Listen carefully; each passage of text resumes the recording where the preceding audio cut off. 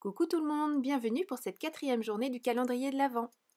Je vous propose aujourd'hui la réalisation de 4 tags, des choses très simples à réaliser, des petites choses de dernière minute qui peuvent bien dépanner quand on a un petit rajout de cadeau à faire ou une petite étiquette pour accompagner un cadeau justement.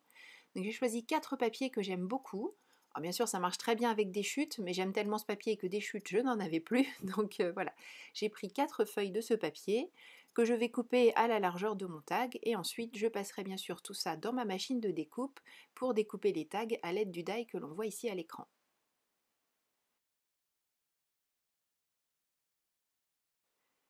Puisque ce sont des tags, on va faire une petite attache, un petit trou pour pouvoir mettre une attache. J'utilise ma Crop-A-Dile. Donc j'étais prête à le faire en freestyle et puis je me suis dit allez autant mettre toutes les chances de notre côté et puis pour celles qui ne se sentent pas tout à fait à l'aise avec cette manière de faire juste à l'œil, je prends mon réglé. Alors c'est ultra simple, je me mets au niveau des petits coins ici, mon tag fait 7 cm de large, donc une petite marque à 3,5. Je fais un point et je centre ce point par rapport à l'ouverture ici qui va faire le petit trou. Comme ça je suis sûre que c'est parfaitement mis sur mon tag. Pour habiller ces tags, très simple, j'ai choisi des tampons qui représentent un petit peu des structures. Alors ça, de mémoire, c'est un tampon Kaisercraft qui fait comme des petites écailles de peinture, des choses comme ça. Donc je mets mes deux tags côte à côte pour pouvoir les faire tous les deux en même temps. De la Versamark.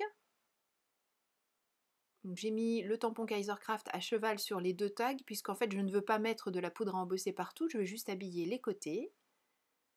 Je fais bien adhérer la Versamark sur mon papier. J'utilise une poudre à embosser dorée toute simple. Une fois que je l'ai versé, bien sûr, comme je me suis mise sur un papier, je récupère ce que je n'ai pas utilisé. Donc n'hésitez pas à en verser, même abondamment, on s'en moque puisqu'on récupère tout ce qui n'a pas été utilisé et on le remet dans le pot, donc il n'y a pas de gaspillage. Je fais fondre ma poudre à embosser. Comme c'est une poudre à embosser métallisée, d'ailleurs comme toutes les poudres à embosser, je n'insiste pas. À partir du moment où elle change d'aspect, eh bien j'arrête de faire fondre, c'est que c'est bon, j'ai atteint exactement ce que je voulais.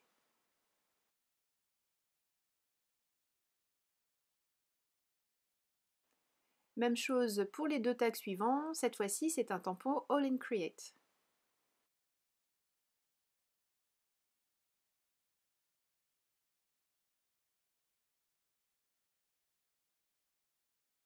Pour le sentiment, j'utilise une planche de tampon Crazy Little Craft, la planche Magie de Noël. Et dans cette planche, il y a une très jolie écriture qui dit Joyeux Noël, donc moi je vais juste me servir du mot Noël. Et toujours sur la même planche, on a plein de petits mots à mettre autour, et il y a notamment l'expression c'est bientôt. Donc sur mon tag, je vais écrire c'est bientôt Noël.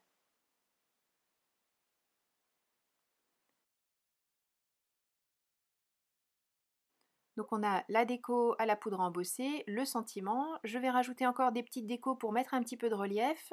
Je reprends les mêmes papiers que ceux que j'ai utilisés précédemment pour réaliser les tags. Et cette fois-ci, je vais découper des petits éléments. En l'occurrence, ce sont des flocons. Avant de m'occuper des petits flocons, il faut quand même que je fasse fondre la poudre à embosser des sentiments. Donc j'installe les 4 tags tous ensemble sur le couvercle. Je mets mon aimant, comme ça je suis sûre que rien ne va s'envoler et je peux faire les 4 tags en même temps.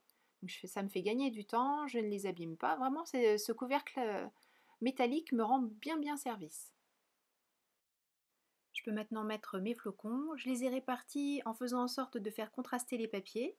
Par exemple, le papier très clair, j'ai mis les flocons clairs sur le fond rose, enfin voilà, pour faire en sorte de donner encore un petit peu plus de relief. Et je les colle simplement avec un point de colle au milieu du flocon pour pouvoir garder cet effet de relief en ne fixant pas les pointes des flocons.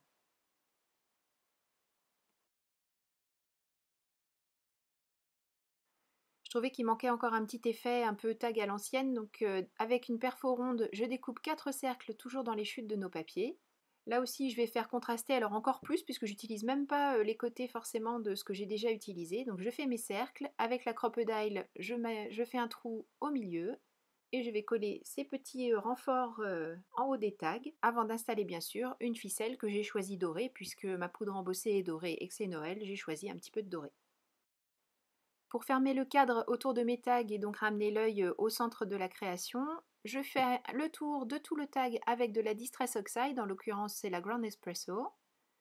Donc je n'insiste pas beaucoup, c'est vraiment léger, si ce n'est un petit peu la partie qui est embossée pour faire vraiment ressortir le contraste. N'oubliez pas ensuite de passer un petit chiffon sur la poudre à embosser pour enlever le surplus de Distress Oxide et bien faire ressortir votre poudre à embosser.